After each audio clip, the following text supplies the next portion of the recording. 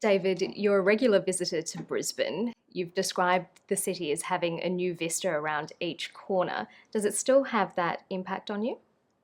Yes, especially in these last years when the river has been opened up, for example. And, in my childhood, the river was a rather dirty secret at the bottom of people's backyards. And people built always on the street and away from the river. So the whole idea of the river becoming one of the city's great thoroughfares is really something of the last 25 years or something. And that's changed our whole vision of the city, it seems to me. You've lived in London, Tuscany, Sydney, so many places, so it's been quite a while since you've called Brisbane home. Did you need that physical distance from Brisbane to give you a way into your writing? Were things not about writing, but about how I was going to exist uh, and earn a living and keep my life open in some kind of way so that the writing might eventually happen if it was ever going to happen. One of the things about Brisbane, certainly the Brisbane I grew up in, it was quite a closed place, comfortably closed, in that people often married people who went to the sister school if they were boys of the school they went to. So what you looked forward to was a whole lifetime in which your children and your grandchildren would always know one another because they'd all been to the same school. That that seemed so claustrophobic to me. I felt I just had to get out of it. So you talk about that sense of familiarity. Do you get that sense of familiarity, say, sitting in this room, in this area, sitting in a house like this? The air is familiar, and the light is familiar, and both of those things are very peculiar in Brisbane, particularly the light. Not so much at this time of day, but in the late afternoon when you get that amazing effect of things glowing as if there was a light inside them. It's very, very peculiar to Brisbane. Um, but the spaces are different. I mean, we always have to be a bit careful because when we remember things being much bigger and more expansive than they probably were. But we lived in a very large house, it seems to me, and a house that was surrounded by verandas. So the center of it was a nest of rooms that was relatively dark. And this is quite open and light in a way that's not familiar. So, what are the most significant differences then between the Brisbane of then and the Brisbane of now? Well, look, the Brisbane of now is what I sometimes think of as being like a rather um, tight little American metropolis. It's got that central area of the city with its large towers, glass towers, and all the rest of it. Uh, but the rest of the city around that, and that was always flat and was flattened because it was cleared quite early, I think. But surrounding that are mostly hills and gullies. And the things that I am struck by and love is how interesting those gullies are with the houses that are lost among the trees in the gully and the other ones which are sitting on the hills above. And that's quite interesting and unlike other places because in a place like Chippendale, where I live in Sydney, there's usually a street with very large houses, and then there's a street close by with small houses, which is where the people who served the larger houses lived. And so the classes are divided in that way. In Brisbane, strangely, the houses at the top were occupied by people who had money, and there were large houses, and the houses down in the gully were smaller houses and served those people. So that too is another way in which the classes were spatially related to one another very differently in this city from elsewhere. You mentioned that the light and the air are very different in Brisbane and that hasn't changed. Is there anything else about the city for you that never seems to change? I'm glad to see that we still have so many hoop pines and bunya pines on the skyline. I mean, they are actually the native trees of this part of Australia and very, very peculiar to southern Queensland, really, and wonderful because they they are survivors from Gondwana land, which makes them magical for me in another kind of way. And it's great to see so many of those really grand, dark green trees, especially, as I say, against the sky on hill slopes in Brisbane. Why do you think Australia holds such a special place in the imaginations of people from around the world? Oh, I think we are unaware ourselves of qualities that people coming from elsewhere see immediately. And that is that where you look for drama uh, in any Australian landscape, almost always, is into the sky. You know, that's where it's all going on, the cloud formations and just the extraordinary expanse upward of the sky. I think that impresses people a great deal. So, those landscapes that you describe, some of those things that you mentioned, what impact have they had on you? Well, I've always wanted to say that the world as you first come upon it, and which makes such an impression on you as being the world, that sticks with you for almost the whole of your life. And so writers need to draw very, very heavily on their memory. So frequently, when I want to evoke a scene from my childhood or something, because I think it's some detail in it is going to be relevant to the writing, what I mostly have to do is recall that light, that atmosphere, that density of the air. So I draw on that first experience all the time, even if I'm writing about something very, very far from it. So, what does it mean for you to come from Brisbane? Well, all those things, the sense of a city, as I've said, that has a very strange topography in that it's enormously hilly. You don't anywhere get in Brisbane what you get in Sydney, in Melbourne, or in, say, Adelaide, which is a long vista down a street to eternity, infinity. Brisbane, it's always broken because there's always a hill in front of you. And when you get to the top of that hill, you see something different. And so that continuous change and the expectation of continuous change, I think, makes for a certain kind of way of thinking. And then there are all of those things like, as I've said, the light and the air, which is different. Also, the social structures of a place like Brisbane were from the beginning very interesting. The fact that, for example, in my time, everybody who went to secondary school went to about 12 schools in the city. And so you know everybody in your generation. And if you stay here, you'll know them for the rest of your life. That's peculiar. The city was divided in a particular way between Catholics and Protestants, which we've now grown out of. That was very peculiar to my youth. There's also things like I grew up in a city that was at war and was occupied by friendly allies, Americans. So my childhood was shaped by the anxieties of expecting at any moment that there would be air raids, maybe an invasion, and all the ways in which the city showed that. I mean, our house had sandbags all around it. There was a slit trench in the yard. Every night there was a blackout, and there were searchlights going endlessly backwards and forwards in the sky from Dutton Park just up here. So all of that shaped, for me, my memory of the city. Can you tell me about the restlessness of Brisbane?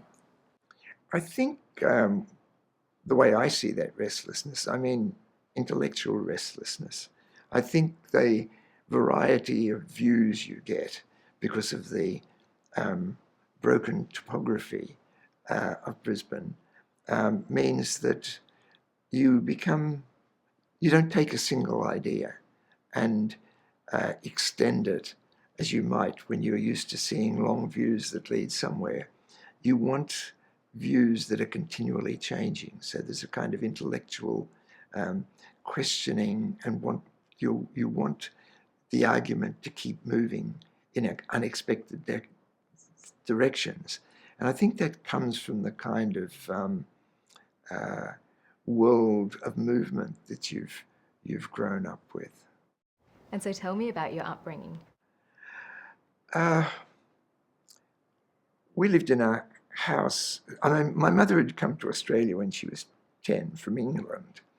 And the family in England had lived in a very grand style. They were pretty well off, in a very large house with numbers of servants. And then they'd lost all their money in a bank crash in 1912. And they'd had to come to Australia, third class on a boat. My mother would have been, as I say, 13 probably. She was the youngest of her family. So the kind of life she had been expecting didn't ever happen. And that remained as a kind of ghost life for her, which was a life in London, going to grand shops at Christmas, going to opening nights at the theatre, seeing her parents go off wearing silks and satins to balls and things. So one of the things I think she tried to do in our household was reproduce her own Edwardian childhood in Brisbane of the 30s.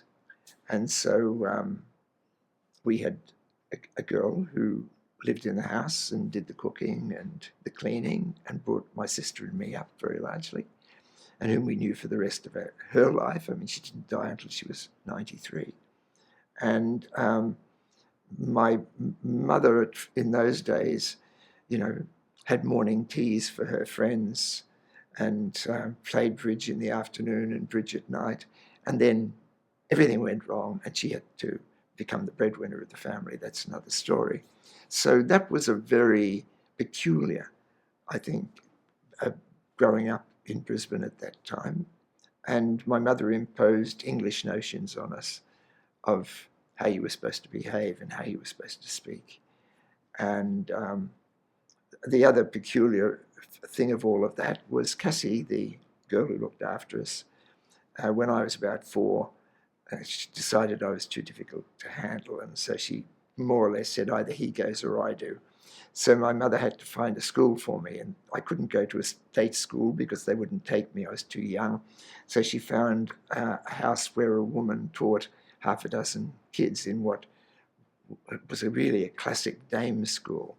So I had this peculiar education until I was about 10. My sister came to the same school, where I was in a little one-teacher school in the middle of West End here, in a private house, where I was sent out to do the shopping on Fridays and sometimes to do odd jobs like finishing the washing up from breakfast.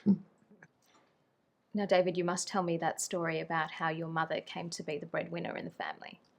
Well, my father was supervising the loading of a ship at the docks as the carter.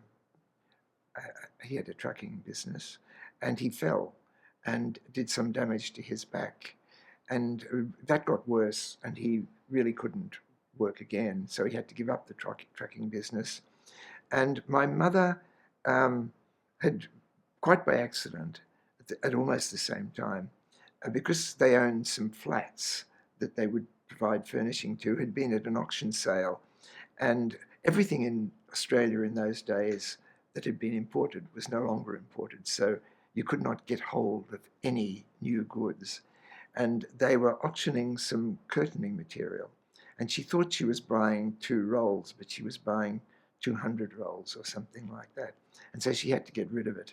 And so she put an advertisement in the paper and got hundreds and hundreds and hundreds of people applying to come to the house and buy the rest of this stuff.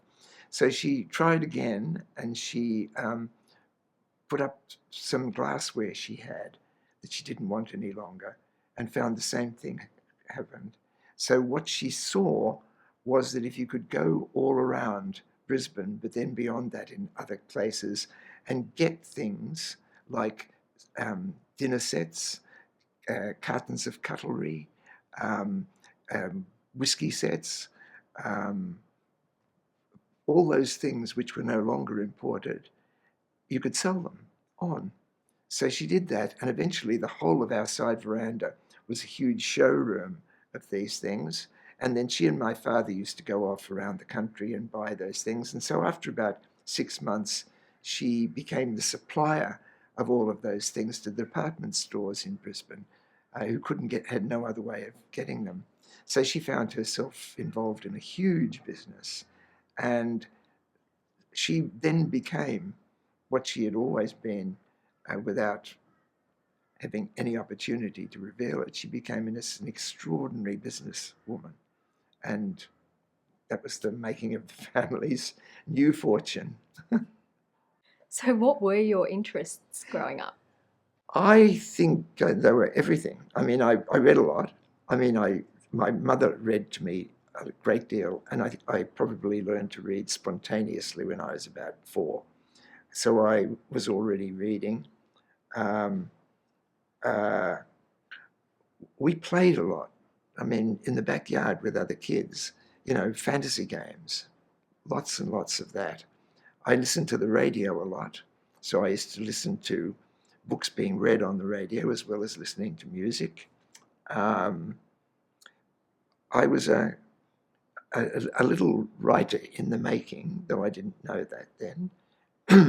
And by the time I was 5, I was deep into my apprenticeship as a writer, which means that I had questions about absolutely every single thing that happened. And I was a very, very skilled little eavesdropper. So I would hover behind my mother's chair while she was playing bridge, listening largely to the gossip between the ladies, or sit quietly in the corner of the room so they forgot I was there and talked about things I shouldn't have been hearing. And when they told me to leave the room, I very conveniently hovered behind the door. I think I was probably a very considerable little nuisance. So you said that was the start of your apprenticeship. What was it exactly that led you to start writing? Well, I would have started writing. Um, One of the books my mother read me was Little Women and Good Wives. And Jo, in that book, who is a little budding writer, she starts a newspaper. And so what I did was start a little newspaper in which I reported a good deal of what I overheard of gossip at my mother's bridge table and morning teas and all the rest of it, and copied it out in several copies and distributed it to the neighbours. Got into a lot of trouble. That would have been my first literary effort. And so at what point did you decide I'm going to be a writer? I've often said you can only say you are a writer when you've published 3 books. So I wrote poems before I wrote novels. I wrote my first novel quite late because it took me 10 years. And all of that time, I had some other job. I was teaching either at school or at university. So it wasn't really a question ever of saying, I'm a writer. It was a question of saying, I've written this book, and now this book, and now this book, and maybe I can call myself a writer, and this is what I will do. And at that point, after I had 2 novels published and 2 volumes of poetry, I gave up my job as a teacher at Sydney University, took my superannuation, used the money from that, was I think $12,000 or something, to buy a small house in a small village isolated in Italy, and sat down there for the next 6 years and wrote 3 or 4 books. Tell me about the cultural offerings when you were growing up. I think you've said that they were better and wider than they are today. Why do you say that? Well, there are 2 things about that. One is that in those days, there was no separate children's culture or young people's culture and adult culture. And there was no high culture or low culture. So if you listen to the radio, for example, as I did a lot, you would have heard classic novels being read on 4BC as well as the ABC. And you would have heard light classical music mixed with popular songs on every single radio station. So you actually grew up everybody grew up with an ear that was in a way attuned to classical music as well as to popular music. The other thing was Queensland, uniquely in Australia, and this happened in 1943, one of the Labor ministers founded a string quartet, the Queensland String Quartet. It was a brilliant, brilliant ensemble because the first and second violinist later went on to be the two violinists in the front desk of the Sydney Orchestra for something like 20 years. And that string quartet toured the state and played in every state school in the state and came to West End State, where I was, and gave a concert, which was wonderful. And they were a fantastic string quartet. There was a symphony orchestra, and at that time, just after the war, because most of the concert halls in Europe were in ruins, we heard, say, from 1947 till 1950, virtually every great pianist, violinist, singer in the world. So Brisbane would have been a place where you could have heard singers that now you would have to go to New York or to London or to Berlin or somewhere else to hear. The city had 4 repertory theatre companies, so that plays, as soon as they had come on in New York and London, were playing in Sydney in companies that were called amateur, but they were only amateur in that the actors were not paid. Otherwise, they were absolutely professional. As well as that, there was the visiting Borovansky Ballet every year, a visiting Gilbert and Sullivan Company every year, a visiting overseas opera company at least every 2 years with 10, 12, 15 operas playing. There were the shows that J.C. Williamson's brought, whether it was Oklahoma or Cabaret or whatever it is, all of them. And almost immediately they'd been successful somewhere else. And everybody went to those. It wasn't just an elite audience. It was an audience drawn right across the society. That's a very, very healthy diet of culture, but it's also a very, very healthy society that follows all of that. And people were utterly unself-conscious about that. What do you look for in cultural events today? Always, for me, the test of anything, whether you're going to an exhibition, looking at a single painting, or you're going to the theatre or to the opera, is I want to come away with more energy than I took. And I mean, I think that's what all those things do for us. They energize us in some way. They make us feel more fully present in our own body. They keep our mind open. They tell us that we're in an interesting world. And I think that is available still, but you've got to expose yourself to it to get it. You've got to be there. David, what is it that inspires you to write about a subject? Well, curiosity, puzzlement more than anything else. Something out there in the world grabs your attention and you really wonder why, because it's connected with something in you that has made it important. And you're asking yourself, what is the connection? And so finding that thing in you, finding that past experience or its relation to something you don't yet know, but might know if you work away at it, that's what gets you going. So do you think what's inspired you in your writing can have a similar inspiration in other art forms? Yeah, my guess is that given the difference, because often in writing, it's a form of words that begins a poem, or it's a little scene or piece of dialogue that gets a story going, maybe a big story like a novel. Clearly in painting it would be something different, but it would be something out there in the world that you can make use of within your particular field. Do you think an artist can interpret or respond to the events and influences that have been central to your writing? Oh, look, response is a very difficult thing to define. And it's also, its forms are very mysterious. So often the response has been very strong and in very strong sensory terms. Uh, but it's an interior feeling, and that may not be visible to anybody except the person who's doing the responding. So the response is absolutely stark, perhaps, and personal.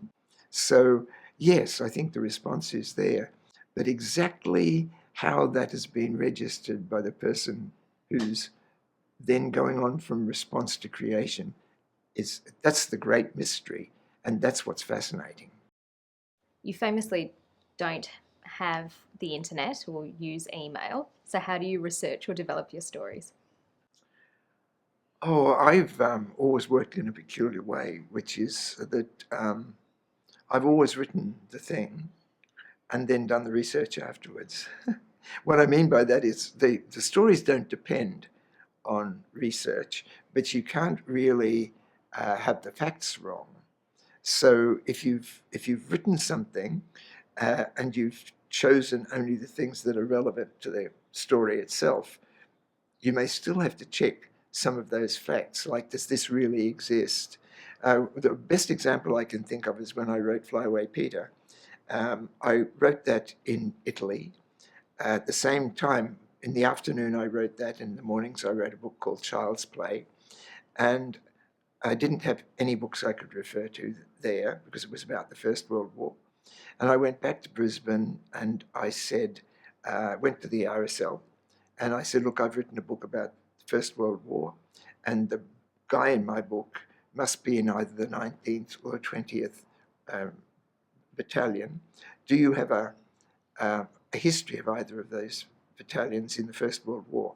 And they did have that. So I was able to go to that, and I was able to discover exactly where my guy was on each day, what the weather was like, how you got from the lines in Armentières into the front line, which buildings you went past. I put all that in afterwards. Now, how do you write two books at the same time? Well, I can't answer that. I mean, I did. They were utterly different books. You know, one was set in the First World War and was about the birds and all the rest of it, and the other one was about Red Brigade's terrorist. Um, they were entirely different worlds, and you can be in one world in the morning and another world in the afternoon. How do you change that mindset within the space of a day? Well, the worlds are so different that you know. See, I think that's part of what the reading process is too. That in what you're offering the reader is the chance to go into a world they've never been in before, and once they step into that, if the writing is any good, that world becomes so real to them that they can move into it and through it as if it was their world, and that's what you do as a writer. So it's quite possible, or I found it possible, to be in one world in the morning, and when I'd done what I could see of that book for then, go on to the other one in the afternoon. Because I asked the question, I struggle to read two books at one time, let alone be able to write two different books. Yes, So I think a lot of people would see that as being incredibly challenging. yes. I think it's. I keep wanting to say that we are creatures who are capable of being in several worlds at the same time. Uh, so you should be able to shuttle in that way. But look, I agree that if a book is really consuming to you as a reader, um, it's very hard not to stay inside that world until it lets you go. But writing is a bit different. The writing is, when you're writing a book, you're just doing a little bit of it. So it's not a complete world. So you can't get lost in there because you're only dealing with the little bit of it that you're working on that day, 800 words if you're lucky, and you don't know yet what the next day is going to provide. You're now 80 years old. You're still writing. What's been the key to your longevity in your career? Again, it's very difficult to answer that. I mean, I think it is partly the fact that all that way in which you started as a child to be puzzled about things and to ask questions, that puzzlement is never fully satisfied. And the answers you've been given are never fully satisfying either. So as long as there's a world out there which is still puzzling to you, there's going to be some little bit of it that puts its hook into you, and you've got to say, well, what is this actually connecting with in me? And until you're finished with yourself, I don't think you're finished with any of those questions.